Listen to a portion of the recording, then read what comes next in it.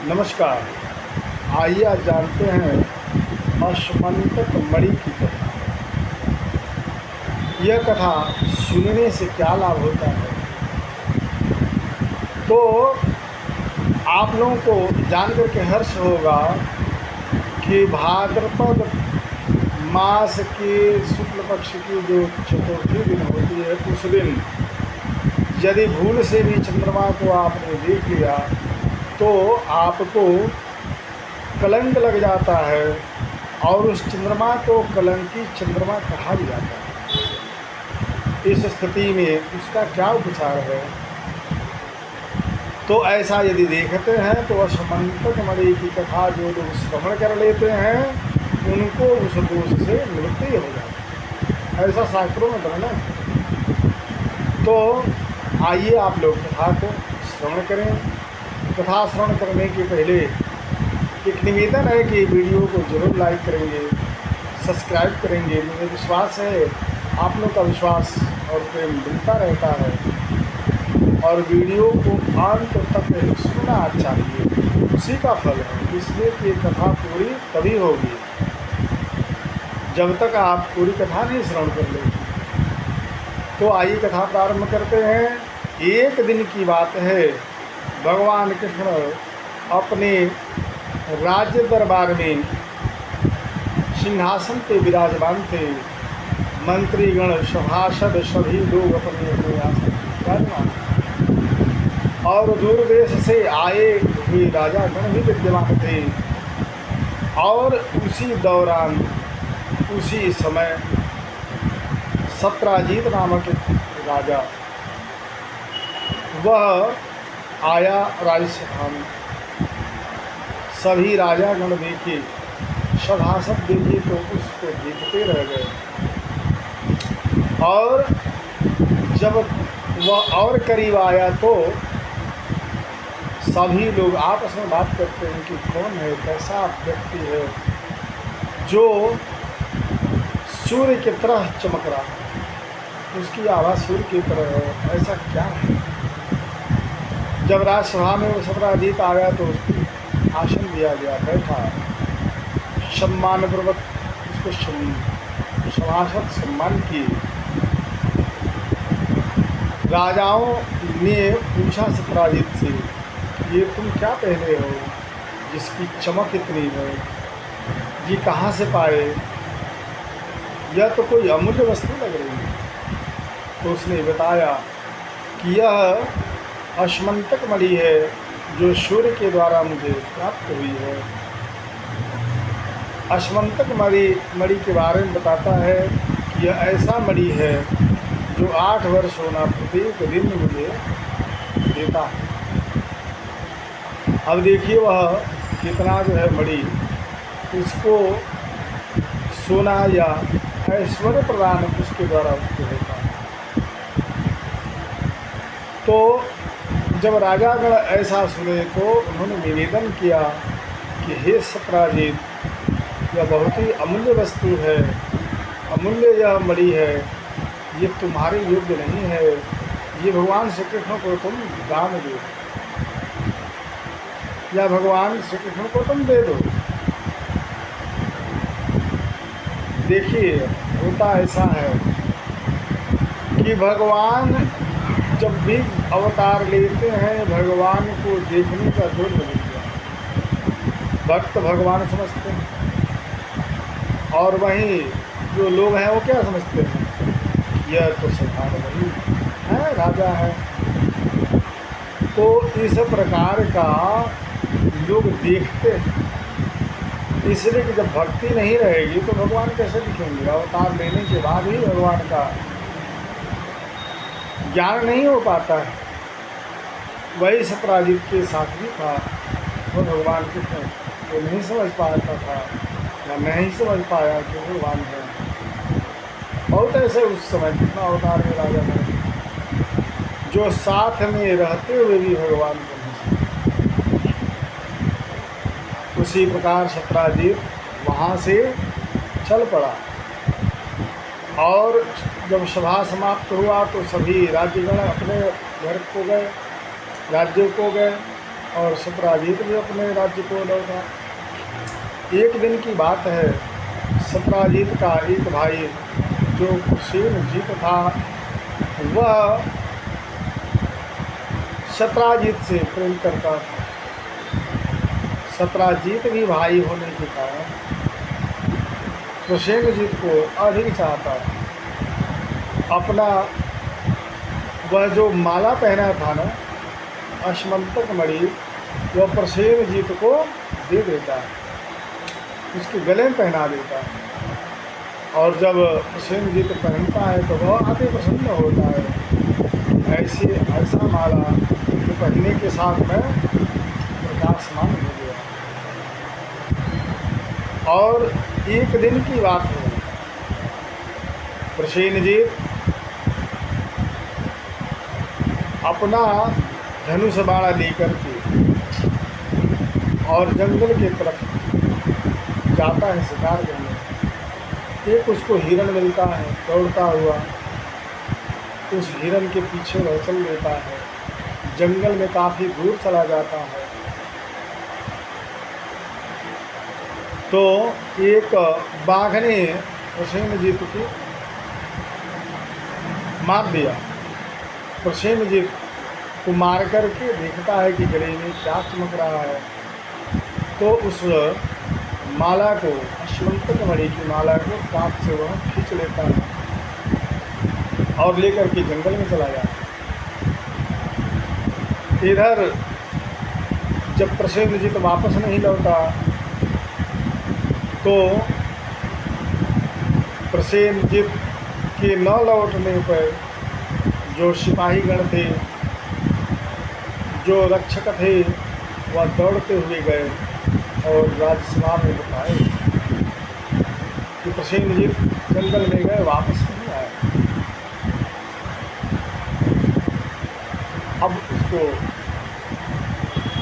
और भी प्रतीक्षा किया गया, देखा गया, ढूंढा गया, नहीं मिला।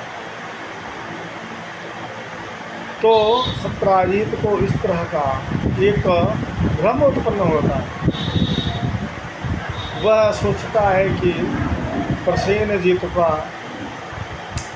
वध श्री कृष्ण ने ही कराया और अश्मंतक मणि लेकर के चले गए। ऐसा उसने जो है अपने कई राजाओं को उसने बताया। गुप्तचरों के द्वारा भगवान श्री कृष्ण को भी पता चला कि वह ऐसा ही कह रहा है कि जो अश्मंतक मणि है भगवान कृष्ण ही ले लिए। अब देखिए, अश्मंतक मणि ले लेना तो भगवान कृष्ण के लिए बहुत कठिन था, इसलिए कि अनैतिक रूप से उन्हें कोई वस्तु नहीं चाहिए, और दूसरा प्रसेनजीत मारा गया। तो इस प्रकार भगवान के ऊपर ये लालछन लगा, तुरंत लग गया। भगवान सुनते हैं तो वहाँ से भगवान अश्मंतक मणि की खोज में चल पड़ते और ढूंढते ढूंढते चलते चलते भगवान भी उसी जंगल में पहुँचते हैं। और जाते जाते जाते बहुत अंदर भगवान कृष्ण देखते हैं कि प्रसेनजीत का मरा हुआ है। भगवान को शंका हो गया कि कोई जो वन्य पशु है वही इसको मारे।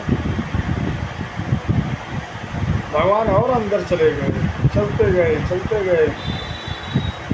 जब भगवान और काफ़ी दूर पहुंचते हैं तो देखते हैं कि एक बाघ भी मरा हुआ है। भगवान को संदेह हो जाता है कि वहाँ प्रसेनजीत मरा, यहाँ बाघ मर गया, ऐसा कैसे हो? ढूंढते ढूंढते भगवान और आगे चले जाते हैं।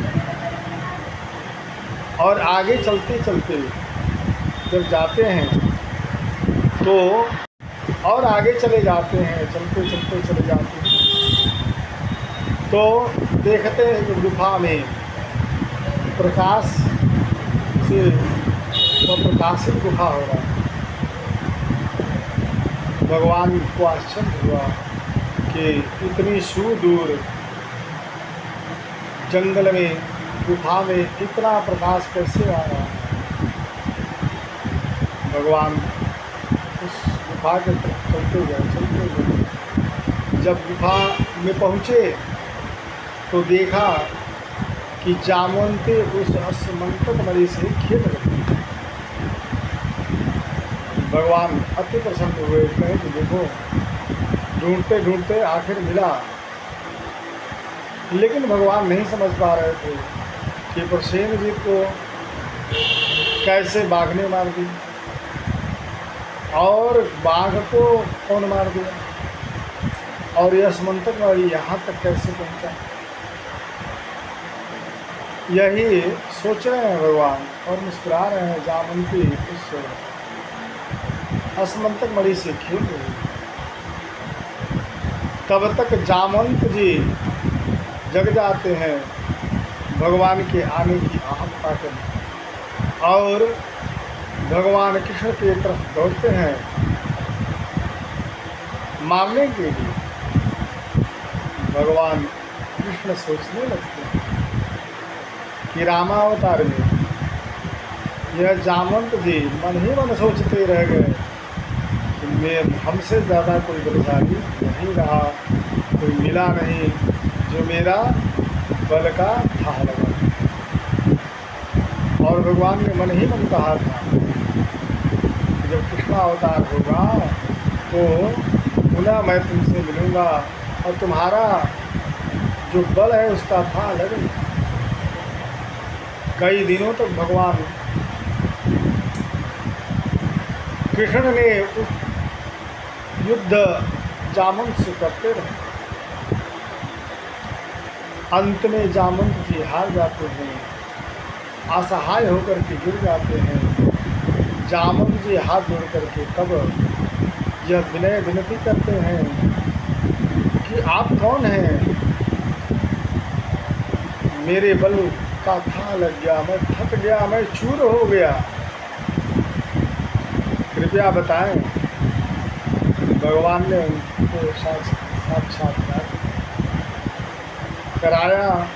भगवान को देख करके जामवंत जी अति प्रसन्न होते हैं, कहते हैं हे प्रभु, मैं इसी दिन के लिए इस गुफा में आज तक मैं प्रतीक्षा कर रहा हूँ। रामावतार से अभी तक मैं जिंदा हूँ सिर्फ इसलिए कि आपके दर्शन हो। और भगवान से निवेदन करते हैं कि हे प्रभु, मैंने तुम्हें उपहार में तो कुछ दिया नहीं, तो ये जो मेरी पुत्री है ये जामवंती मैं आपको उपहार देता हूँ, मैं आपको दे देता हूँ। और इसके साथ में जो अस्मंतक मणि है ये भी मैं उपहार दे देता हूँ। भगवान इसको स्वीकार कीजिए। भगवान ने प्रेमवश जामवंती को स्वीकार किया और वहाँ से अस्मंतक मणि लेकर के चल गए। हुआ अपने राज्य में आए हैं। राज्य में आकर के और उसी सत्राजीत को पुनः भगवान ने बुलाया है सभी राजाओं के बीच। अस्मंतक मणि कैसे प्राप्त हुई इसकी कथा विस्तार पूर्वक समझाते हैं और उस जामवंती जो प्रमाण रूप में मानते हैं। सारे राजाओं ने सत्राजीत को बहुत सारी बातें सुनाई, कहीं कि तुमने अच्छा नहीं किया, ऐसा लांछन लगा करके जो भगवान श्री कृष्ण ने नहीं किया और इस तरह का तुमने लांछन लगाया।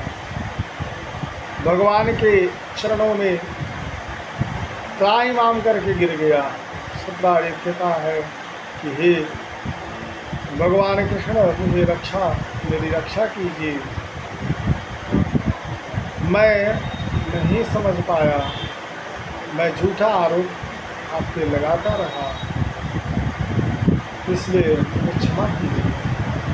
भगवान ने उसको क्षमा किया और वह अस्मंतक मणि सत्राजित को दे दिया। सत्राजित जब अस्मंतक मणि को पाया तो पुनः कहता है कि नहीं, यह अस्मंतक मणि मेरे योग्य नहीं है, आप इसको ग्रहण करें। भगवान कहते हैं कि नहीं, ये तुम्हारा है, तुम अपने पास ले जाओ। तो इस प्रकार भगवान पे लगा हुआ कलंक धुल गया। सभी लोग जान गए, सभी लोग समझ गए कि आरोप झूठा था। जिस प्रकार भगवान का कलंक या झूठा आरोप समाप्त हुआ, वह लगा आरोप झूठा साबित हो गया। उसी प्रकार हम सभी का, जो लोगों ने कलंकी चंद्रमा को देखा, ऐसे ही कलंक आप हम सबका न लगे, ऐसी कथा सुनकर के सत्य वचन है शास्त्र का कि कलंक किसी को नहीं लगता है। तो आइए हम भगवान का एक बार बोलते हैं नाम। कल्याणंद कंद भगवान की जय।